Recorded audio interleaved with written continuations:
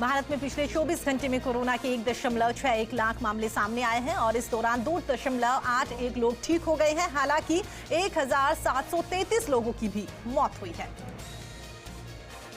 राजस्थान में कोरोना का बढ़ता ग्राफ, 24 घंटे में 8,428 मामले आए सामने, 22 मरीजों की हुई मौत। अकेले राजधानी जयपुर में सबसे ज्यादा मामले सामने आए, 1,944। मिशन यूपी पर गृह मंत्री अमित शाह बुलंदशहर और गाजियाबाद में किया चुनाव प्रचार। अनूप शहर, डिबाई और लोनी में घर घर जाकर मांगे वोट। उत्तर प्रदेश विधानसभा चुनाव के रण में दिग्गजों ने झोंकी ताकत। प्रियंका गांधी आज सिकंदराबाद और अनूप शहर में करेगी प्रचार, तो अखिलेश और जयंत बुलंदशहर, सियाना, अनूप शहर, खुर्जा, सिकंदराबाद के तूफानी दौरे पर। राहुल गांधी आज छत्तीसगढ़ के दौरे पर, रायपुर में किया अमर जवान ज्योति का शिलान्यास। राजीव गांधी ग्रामीण भूमिहीन कृषि मजदूर योजना का भी किया उद्घाटन। यूपी में चुनाव को लेकर भारतीय जनता पार्टी का थीम सॉन्ग लॉन्च। सीएम योगी ने कहा 5 साल में अपने संकल्पों पर किया काम। कोविड प्रबंधन में सरकार ने पेश की मिसाल। अनुराग ठाकुर, दिनेश शर्मा भी रहे मौजूद।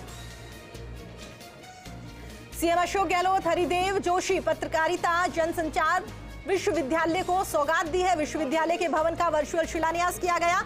शाम 5 बजे वीसी के जरिए पीडब्ल्यूडी की समीक्षा बैठक लेंगे। गोरखपुर में निषाद पार्टी के दफ्तर के बाहर जमकर बवाल हो गया। दरअसल टिकटों की मांग और नापसंद उम्मीदवार के चलते पार्टी के कार्यकर्ता संजय निषाद से नाराज है और वोट नहीं देने की धमकी दे रहे हैं। नोएडा में भारतीय जनता पार्टी के प्रत्याशी और रक्षा मंत्री राजनाथ सिंह के बेटे पंकज सिंह का प्रचार करने के लिए पहुंचे। सांसद मनोज तिवारी को विरोध का सामना करना पड़ा। मनोज तिवारी का विरोध कर रहे लोगों ने न सिर्फ उनके खिलाफ नारेबाजी करी, बल्कि उन्हें जूता तक दिखा दिया। बहुजन समाज पार्टी की फिरोजाबाद सदर सीट की प्रत्याशी साजिया हसन समाजवादी पार्टी के खिलाफ आरोप लगाते हुए फूट फूट कर रोती हुई दिखाई दी। उन्होंने हाथ जोड़कर निवेदन किया। उन्होंने कहा कि समाजवादी पार्टी ने मेरे साथ और मेरे परिवार के साथ बहुत बुरा किया है, कृपया मुझे वोट दें। मुख्यमंत्री ममता बनर्जी ने आज से 8वीं से 12वीं कक्षा तक के छात्र छात्राओं के लिए स्कूल खोलने की घोषणा करी थी। वहीं पर सीएम की घोषणा के बाद स्कूल में तैयारियां शुरू हो गई। सैनिक स्कूल में पढ़ाई करने वाले छात्रों की इच्छा रखने वाले स्टूडेंट्स के लिए ये काफी अच्छी खबर है। प्रयागराज में सैनिक स्कूल खोलने की तैयारियां लगातार चल रही है। पिछले साल के बजट में सरकार ने देश भर में 100 नए सैनिक स्कूल खोलने की बात कही थी। दिल्ली के इंदिरा गांधी इंटरनेशनल एयरपोर्ट पर पिस्टल और खाली मैगजीन जब्त की गई है। साथ ही एक विदेशी नागरिक को भी गिरफ्तार किया गया। फिलहाल पूछताछ चल रही है। कोटा एसीबी की सुल्तानपुर में बड़ी कार्यवाही। कार्यवाहक वीडियो विश्राम मीणा को 50,000 की रिश्वत लेते हुए ट्रैप किया गया। सीसी रोड कार्य की बिल पास कराने की एवज में मांगी थी रिश्वत। कॉमेडियन सुनील ग्रोवर की हार्ट की सर्जरी हुई है। दरअसल वो एक वेब सीरीज की शूटिंग कर रहे थे जब सुनील को दिक्कत हुई। उन्होंने टेस्ट करवाया, जहां उन्हें पता चला कि उनके हार्ट में ब्लॉकेज आई है। देवोलीना भट्टाचार्य ने अपने मिस्ट्री मैन का खुलासा कर दिया है। टीवी एक्टर विशाल सिंह को वो डेट कर रही है। विशाल संग साथ में रिश्ता ऑफिशियली करते हुए देवी ने यहां पर सगाई की तस्वीरें भी साझा करी। एक्टर और फिल्म मेकर अमिताभ दयाल का हार्ट अटैक से निधन हो गया है। एक्टर की पत्नी, प्रोड्यूसर और फिल्म मेकर मृणालिनी पाटिल ने न्यूज को कंफर्म करते हुए ये जानकारी दी। शेयर बाजार में आज कोई तेजी के संकेत नहीं दिखाई दिए। बाजार ओपनिंग में ही लाल निशान में फिसल गया। बजट के बाद में बाजार को जिस तेजी की उम्मीद थी वो आती हुई दिखाई नहीं दी। एक्टर ताहिर राज भसीन और श्वेता त्रिपाठी की वेब सीरीज ये काली काली आंखें के दूसरे सीजन की यहां पर घोषणा हो चुकी है। नेटफ्लिक्स पर रिलीज हुई इस वेब सीरीज को दर्शकों ने बहुत पसंद किया है और साथ ही श्वेता और ताहिर को घर घर में पहचान मिल रही है। टीम इंडिया को वेस्टइंडीज सीरीज से पहले बड़ा झटका लगा है। शिखर धवन, ऋतुराज गायकवाड़ और साथ ही अय्यर सहित 8 खिलाड़ी कोरोना संक्रमित पाए गए हैं। आइसोलेशन में पूरी टीम है। 6 फरवरी से सीरीज शुरू होनी है। राजस्थान के जालोर में शादी के नाम पर युवक से धोखाधड़ी का मामला सामने आया है। यहां पर एक युवक 17 लाख रुपए की रकम लेकर 23 साल की दुल्हन के साथ शादी करके घर लाया था। 15 दिन बाद दुल्हन फरार हो गई। पुलिस ने अब जाकर शादी कराने वाले दलाल को गिरफ्तार किया। खाटू श्याम जी के 25 दिनों के बाद एक बार फिर से दर्शन शुरू हो गए हैं। भक्त कोविड प्रोटोकॉल के साथ में भगवान के दर्शन कर रहे हैं। मंदिर और प्रशासन की ओर से अच्छे खासे इंतजाम किए गए हैं।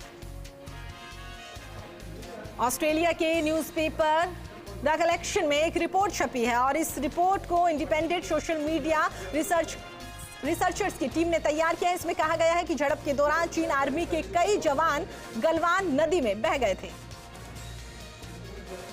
हवाई सेवाओं पर कोरोना का असर लगातार जारी है। जयपुर एयरपोर्ट की दोपहर 1 बजे तक की 11 फ्लाइट्स रद्द हो गई है। यात्रियों को इस दौरान खासी परेशानी का सामना करना पड़ रहा है।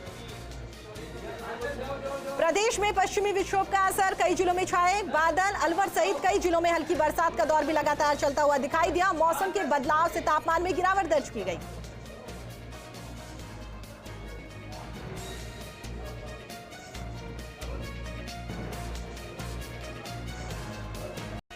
श्रीगंगानगर के विजयनगर में पंचायत समिति की बैठक की गई, जिसमें शिक्षा, सड़क, सिंचाई, जलदाय विभाग, विद्युत विभाग से संबंधित समस्याओं को लेकर चर्चा की गई और इस दौरान एसडीएम सहित अनेक विभागों के कर्मचारी मौजूद रहे। श्रीगंगानगर के श्री विजयनगर में पालिका की बैठक में पार्षदों को अपने विचार नहीं रखने देने को लेकर पार्षदों ने आक्रोश जताया। साथ ही अधिशासी अधिकारी मिल्खराज चूक को मांग पत्र सौंपकर अपने अधिकारों के बारे में जानकारी मांगी है। श्रीगंगानगर के कांग्रेस विधायक गुरमीत गुनर ने डिजिटल सदस्यता अभियान का शुभारंभ किया और इस दौरान कांग्रेस ने श्रीकरणपुर में 8 चीफ इनरोलर नियुक्त करके 100 डिजिटल सदस्य बनाने का टारगेट दिया। झुंझुनू के जिला प्रशासन की ओर से श्यामपुर मैनाना गांव के ग्रामीणों के पास में पट्टे होने के बावजूद उन्हें बेदखल करने का नोटिस जारी किया गया, जिसको लेकर ग्रामीणों ने जिला कलेक्टर से मुलाकात करी और जल्द ही समस्या के समाधान की मांग की।